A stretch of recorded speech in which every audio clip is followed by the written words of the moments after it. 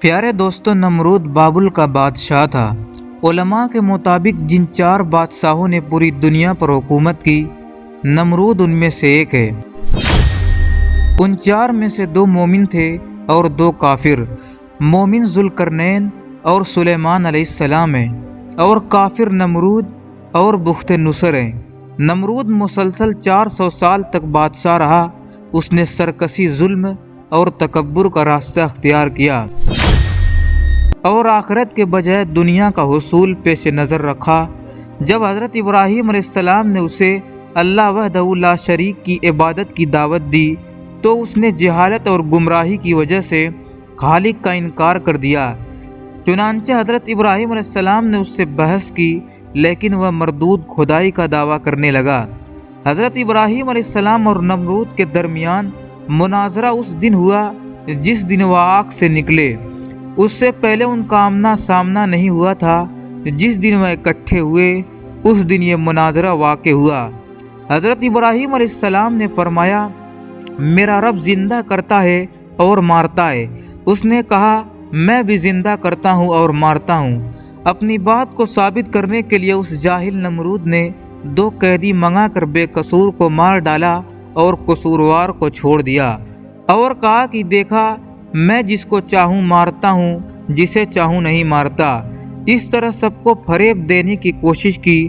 اس نے ایک کو موت دے دی اور دوسرے کو زندگی بخش دی۔ اس کا یہ عمل حضرت ابراہیم علیہ السلام کی دلیل کا جواب نہیں تھا، اور نہ ہی اس کا موضوع مناظرہ سے کوئی تعلق تھا، بلکہ یہ ایک بیکار بات تھی جس سے ظاہر ہوا کہ اس کے پاس کوئی دلیل نہیں تھی۔ حضرت ابراہیم علیہ السلام نے جو دلیل پیش فرمائی تھی وہ یہ تھی کہ جاندار کا جینا مرنا عام مشاہدے کی چیز ہے، کیونکہ یہ واقعات خود بخود پیش نہیں آ سکتے، لہذا ضرور کوئی ایسی ذات موجود ہے جس کی معیشت کے بغیر ان اشیاء کا وجود میں آنا محال ہے۔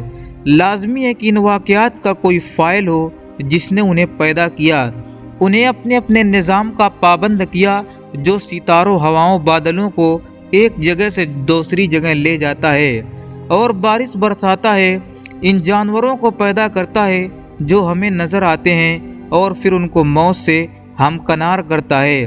اسی دلیل پر حضرت ابراہیم علیہ السلام نے فرمایا کہ میرا پروردگار تو وہ ہے جو پیدا کرتا ہے اور مارتا ہے، لیکن اس جاہل بادشاہ نے جو کہا کہ میں زندہ کرتا ہوں اور مار سکتا ہوں، اگر اس کا مطلب یہ ہے کہ یہ نظر آنے والے کام اس کے کنٹرول میں ہے تو یہ سراسر ضد اور ہٹ دھرمی کا اظہار ہے، اور اگر اس سے مراد قیدیوں کا واقعہ ہے تو اس کا حضرت ابراہیم علیہ السلام کے پیش کردہ دلیل سے کوئی تعلق ہی نہیں۔ پس وہ دلیل کے مقابل دلیل پیش نہ کر سکا، چونکہ بحث میں نمرود کی شکست کا یہ پہلو ایسا ہے جو کہ حاضرین یا دوسرے لوگوں میں سے بہت سے افراد کے سمجھ میں آنے والا نہیں تھا۔ اس لیے حضرت ابراہیم علیہ السلام نے ایک اور دلیل پیش کر دی اور اسے سب کے سامنے لاجواب ہونا پڑا۔ اللہ تعالیٰ نے قرآن میں فرمایا، ابراہیم نے کہا کہ اللہ تو وہ ہے جو سورج کو مشرق سے نکالتا ہے، لہٰذا تو اسے مغرب سے نکال دے، یعنی یہ سورج روزانہ مشرق سے نکلتا ہے جس کو اس کے پیدا کرنے والے اور چلانے والے نے مقرر کر رکھا ہے۔ اگر تو ہی زندگی اور موت کا مالک ہے، جیسا کہ تیرا دعویٰ ہے کہ تو زندہ کرتا ہے اور موت دیتا ہے، تو اس کو مغرب سے نکال دے، کیونکہ جس کے ہاتھ میں زندگی اور موت کا اختیار ہو وہ جو چاہے کر سکتا ہے، اسے نہ منع کیا جا سکتا ہے اور نہ مغلب کیا جا سکتا ہے، بلکہ وہ ہر چیز پر غالب ہوتا ہے اور ہر چیز اس کے حکم کے پابند ہوتی ہے۔ اگر تیرا دعویٰ سچا ہے تو یہ کام کر، ورنہ ثابت ہو جائے گا کہ تیرا دعویٰ غلط ہے اور یہی حقیقت ہے، اور ہر شخص جانتا ہے کہ تو یہ کام نہیں کر سکتا۔ تو اس قدر عاجز ہے کہ ایک مچھر بھی پیدا نہیں کر سکتا۔ اس طرح حضرت ابراہیم علیہ السلام نے اس کا جاہل اور عاجز ہونا واضح فرما دیا، لہذا اس کے پاس کہنے کو کچھ نہیں تھا اور اس کا منہ بند ہو گیا۔ اس لیے اللہ تعالیٰ نے قرآن میں فرمایا، یہ سن کر کافر ششدر رہ گیا، اور اللہ تعالیٰ بے انصافوں کو ہدایت نہیں دیا کرتا۔ نمرود نے اشیاء خوردنی کا انتظام اپنے ہاتھ میں رکھا تھا، لوگ غلہ لینے کے لیے اس کے پاس جاتے تھے۔ حضرت ابراہیم علیہ السلام بھی دوسروں کے ساتھ غلہ لینے کے لیے گئے۔ اس نے حضرت ابراہیم علیہ السلام کو غلہ دینے سے انکار کر دیا۔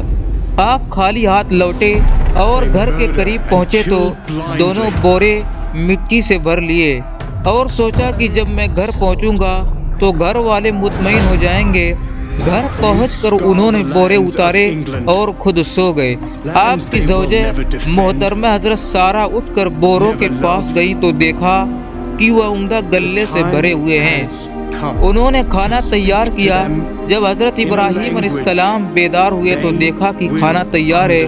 انہوں نے پوچھا یہ کھانا کہاں سے آیا ہے؟ زوجہ محترمہ نے فرمایا کہ جو آپ لائے تھے اسی سے تیار کیا ہے۔ حضرت ابراہیم علیہ السلام سمجھ گئے کہ یہ اللہ پاک نے معجزانہ طور پر عطا فرمایا ہے۔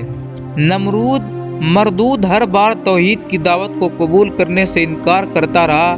بالآخر خود بولا تو اپنے لشکر جمع کر لے، میں اپنے لشکر جمع کرتا ہوں تاکہ تیرے خدا کے ساتھ میرا مقابلہ ہو۔ حضرت ابراہیم علیہ السلام نے فرمایا اے مردود تو اپنا لشکر جمع کر، میرا خدا کن فیکون میں جمع کر دے گا۔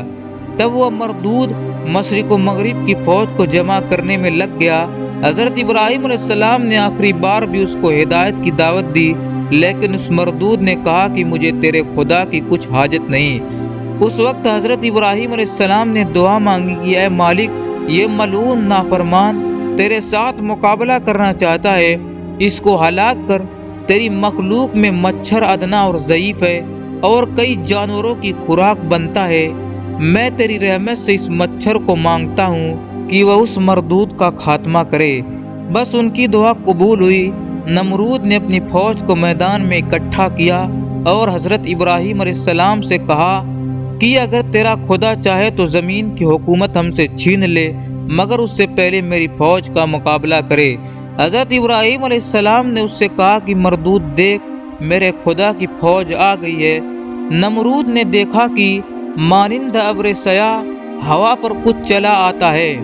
یہ دیکھ کر لشکر میں ہلچل مچ گئی، مچھروں کا شور پھیل گیا اور اس مردود کا سارا جوش و خروش جاتا رہا۔ یوں اللہ پاک نے اس لشکر پر مچھر مسلط کر دیے۔ انہوں نے ان کا گوشت اس طرح کھا لیا کہ صرف ہڈیاں باقی رہ گئی۔ ایک مچھر اس پلید نمرود کے ناک میں گھس گیا اور دماغ میں جا کر اس کا مغز کھانے لگا۔ مردود اس عذاب میں گرفتار ہوا کہ جس کا چارہ کچھ نہ ہو سکا۔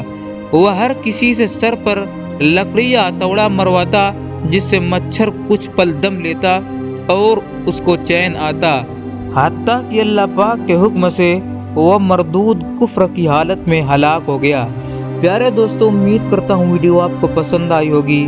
اگر ویڈیو پسند آئی ہے تو ہمارے چینل کو ضرور سبسکرائب کریں تاکہ نئی آنے والی ویڈیو کی نوٹیفیکیشن آپ کو موصول ہو سکے۔